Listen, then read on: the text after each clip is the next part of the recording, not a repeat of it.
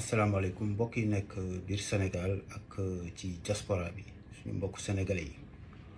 seen mbokk docteur Mansour Diouf mooy ñëw waxtaan ak yéen ci problème bu nga xamante ni dafa nekk problème bu sérieux ci wàllu feebar bi di Covid-19 feebar bi déjà gis nañ problème yi muy indi yëpp mais ci sénégalais yi nga xam dañuy nekk bitim réew di fi dund di fi liggéey di fi daan seen doole yàgg fi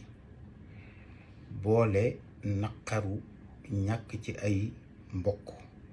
ñu ñàkk seen bakkan ci feebar bi boobu ba léegi seen koor yi ñu téye leen fii parce que suñu état Sénégal moo décidé ni koor yooyu duñu dellu si ci réew mi kenn du leen fa évacuer donte dëkk yi ñu nekk particulièrement man fii ma nekk muy France réew mi ci jëm boppam interdirul koor yi jóge fi nit koo xamante ni nag dafa faatu ci feebar buy wàlle moo xam ni ñuy wax mbas feebar buy wàlle yàgg na am fii nit ñi di fi faatu ñu leen jël di leen yóbbu bitim réew di leen delloo seeni dëkk di ko def ci ay anam yoo xam ne yu leer la niñ ko bindee wax nañ ko ba tey donc raison boobu nga xam ni moom la ñu yëkkati di wax naan dafa am risque sanitaire loolu démontré nañ ñëpp ñu wan leen mu leer ni benn risque sanitaire amu ci loolu moom du lu yanu maanaa mais liñ ci gën a jaaxal mooy tey dama jot benn xibaar ñu ne ministre de la justice moom moo wax ne décision boobu li ko justifié ci waa OMS organisation mondiale de la santé moo ko décidé loolu nag may wax fii de façon claire, nette et précise li tubaab di wax de façon claire, nette, précise, sans équivoque OMS musula jël décision bu mel noonu man ci sama jëmi bopp waxtaan naa ak docteur buy liggéey OMS sama confrère boo xamante ni gémmiñam sama nopp amul ma sàmba dox ci diggante bi wala ñu naan on a dit wala il paraît wala loolu musuta am te OMS ci jëm boppam naqarlu na wax ju mel noonu xamal na ko autorité en tout cas les collègues médecins yi nekk Sénégal xamal nañ leen ko bu baax ni leen décision bi ngeen di jël bu ko bu booboo OMS musula jël décision bu mel noonu OMS décision yi muy jël yëpp c'est des décisions qui sont publiques nekk na ci sitam tey ji yéen ñëpp ku ci dem ci site OMS fu ñu fay wax affaire gestion wu dépouille mortelle ci affaire Covid-19 bi di ci wax naan dañ ci interdire pour ñu leen di transporter ñuy jóge réew di dellu réew amu ci fenn et je défie ministre de l'intérieur ministre de la justice bi wax noonu maa ngi koy défier mu génne fi ko OMS bind OMS lépp lu mu décider c'est rendu public amul luy laqatu wala laqal wala yooyu ils ont un site internet où ils mettent en ligne toutes les décisions information boo soxla ci wàllu OMS lépp lu mu wax ci wàllu feebar bii nii di Covid-19 c'est public loolu taxawul te mais ana nday sax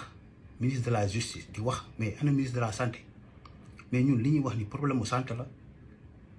ah décision boo xam ne déjà ministre des affaires étrangères moo ko jël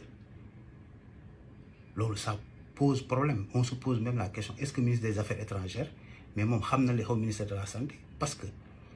ñun gëstu nañu seet ndax suñu naataango yi nekk Sénégal ci ministère de la santé am nañ li ñuy wax procédure de prise en charge ay des personnes décédées du Covid-19 mais bu fekkee dañuy wax rek te yàlla tax ku ci mel ni man te li may wax je parle sous le contrôle de mes confrères yi nga xam ñi ngi liggéey fii France nekk ay réanimateurs nekk ay médecins mais man j'ai été agréablement surpris parce que bi ma gisee protocole bi Sénégal tëral ni ñuy lijjantee kooru ku décédé ci Covid-19 ni mu détaillé ak ni mu tellement bien fait ba nga xamante ni même fii France laa la wax ni mais demewu fi noonu parce que foofu dinañ intervenir man li ma gis ci document bi xaw ma nag da xam en tout cas niñ ko bindee moom ci kayit gi bu fekkente ni noonu lañ koy doxalee dans la réalité mais man ana li nit ñi di wax problème risque sanitaire mais loolu amu ci Sénégal dina jël en charge donc ci prise en charge boobu dina intervenir sapeur pompier da ciy intervenir service d'hygiène da ciy intervenir Croix-Rouge da ciy intervenir depuis lieu bi malade bi gaañoo ba ni ñu koy robee ci biir bàmmeelam c'est circuit boobu yëpp dañ ko détaillé avec les moyens avec les intervenants ba nga xamante ni amul benn yoon foo nga xamante ni corps bi dafay constituer un risque sanitaire. nit ñi désinfecté fi mu gaañoo circuit bi matériel bi ñu utiliser ambulance yi ba biir bàmmeel ba nañ ko ci dugalee nga xamante ni du benn yoon boo xam ne sax famille wu ki décédé da ciy laal loolu lépp ñoom ñoo koy toppatoo mais sam waay te loolu wax dëgg yàlla ñun ñuy liggéey fii France malade yi di dee suñuy loxo ñun ñuy liggéey réanimation mais gis nañ ni procédure boobu amu fi. ñun malade bi bu décédé équipe bi ñuy liggéeyal infirmières yi aides-soignantes yi ñoom ñooy ñëw nettoyer chambre bi ak ay protocole ay nettoyage en 2 temps 3 temps ainsi de suite suivant le risque infectieux. mais ñoom foofu service d'hygiène ci jëm boppam mooy ñëw ak matériel am ak matériel de désinfection et tout mais avec des procédures qui sont tellement bien faites mais c'est extraordinaire. léegi donc li may laaj mooy ministre des affaires étrangères bi jël dogal bii nga xamante ni du teguwul fenn en tout cas sur le plan médical sur le plan scientifique amul fenn fu mu ci wóoru fu mu ci wéeru moom est-ce que waxtaan na ak ministre de la santé. léegi nag lii c'est une discrimination ba nga xamante ni mënuñu koo nangu tey mënuñu koo nangu suba. nit ñi seen xol jeex na am nañ lu leen naqari ba ci kanamu suñu borom te yenn yi àq la ku fi nekk di dund bitim réew am nga droit lii sa yéene mooy bu yàlla dogalee nga génn àddina yàlla na yeex sa yéene mooy ñu delloo la Sénégal parce que ñun amuñu lu dul Sénégal fa la ñu dëkk fa la ñu juddoo fa la ñu yaroo fa la ñu màggee suñu lépp nga fa suñu mbokk nga fa suñu lépp nga fa lépp lu ñu am fii Sénégal la ñuy xalaat. diaspora bi li muy participer ci alal ji dugg biir Sénégal ak li mu fay participer ci lutte contre la pauvreté ak yi demee noonu mais yaakaar naa ni am na yoo xamante ni ñàkk kóllëre mënu ko weesu. lii nag ñi ngi interpeller président de la république ci jëm boppam pour mu jóg jël ci décision bii ñu jël ni nga xamante ni teguwul fenn sur le plan médical di scientifique na jóg dindi ko. waaw te xam ne jëwriñam yooyu di ministre des affaires étrangères ak ministre de la justice raison yooyu ñu teg mais taxawul. et moi je défie n'importe qui de nous prouver le contraire en tout cas sur le plan purement médical et scientifique. voilà lii nag xeex la boo xamante ni sénégalais yëpp képp kuy sénégalais war na laa naqari parce que ku ci nekk rek na nga ko natt ci sa bopp bu doon yow. képp koo xamante ni nii dëgg moo la jitteel te injustice nanguwoo ko. dégg naa ministre des affaires étrangères monsieur Amadou Ba mu wax ne décision bi ñu jël pour interdire rapatriement corps yi ñu ngi tënku ci ay instructions yu ñu jot ci OMS ak ay conseils yoo xamante ni autorités yi saytu wàllu santé ci réew mi ñoo leen ko jox. yàlla nag dafa dogal feebar bi am ay doomu Sénégal yu mu dal bitim réew am ci ñoo xam ni dañ ci wàññeeku. amoon nañu nag aada koo xam ni da nga wàññeeku bitim réew moo xam say mbokk dañ lay andi moo xam ambassade bi da lay dimbali moo xam ministère bi da lay dimbali mais ñun mën nañu seede ni ñu bari ci ñoom président Macky Sall ci boppam jàppale na leen ndax ñu mën a delloo si seen i néew fii ci Sénégal. mais fii jamono bi toll tey recommandation yi nga xam ne jot nañ ko ci OMS waxtaan yi nga xam ne am nañ ko ak autorités yi nga xam ni ñoom ñoo yor réew yooyu ak conseil yi nga xam ni sunu autorités yi nga xam ne ñoom ñooy toppatoo ci wàllu santé wax nañ ñu ko fi mu nekk nii ñooñu mënuñu leen andi Sénégal li ñuy ñaan seen i mbokk mooy nañ leen denc fi nga xam ni foofu la yàlla jëlee seen bakkan. man nag may taxaw fii di wax àddina bépp di ma dégg ma ne leen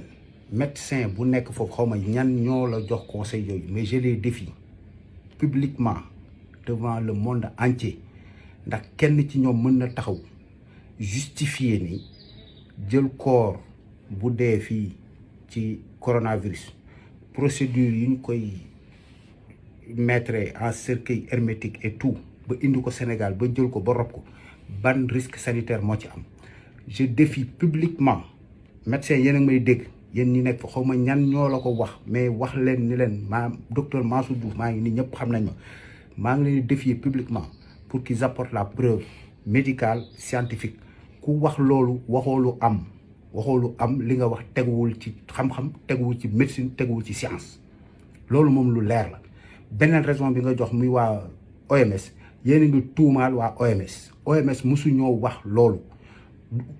directeur bu mel ne même loolu sax bu fekkoon OMS daf ko def recommandation mais réew mu nekk am nga sa souveraineté les recommandations de l'OMS c'est pas li ñuy wax parole d'évangile du loo xamante ni da nga koy suivre aveuglément donc raison yooyu ngeen joxe amul man nag sénégalais yi laay waxal lii ni ku nekk na ko natt ci sa bopp parce que ku ci nekk am nga mbokk mu nekk fii ci diaspora bi yaa ngi dégg te bu doon yow la dal wala mu dal sa mbokk yaa ngi dégg